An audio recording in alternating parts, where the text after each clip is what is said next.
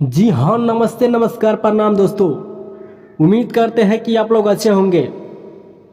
आप लोग पहचान गए होंगे भोजपुरी के एक बड़ी कलाकार शिवानी सिंह है। एक बड़ी कार जो इसे थार बोलते हैं, 20 लाख के थार ली है शिवानी सिंह अपने गाने के माध्यम से।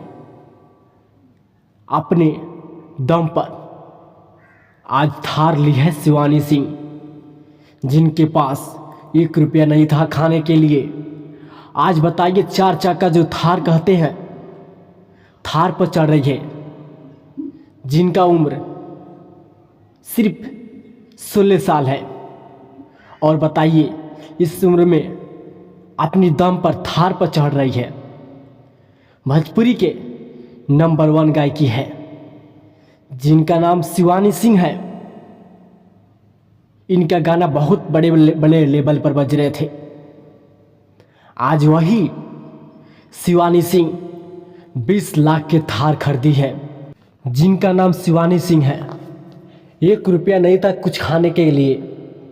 आज बताइए वही आज 20 लाख के थार पर चढ़ रही है।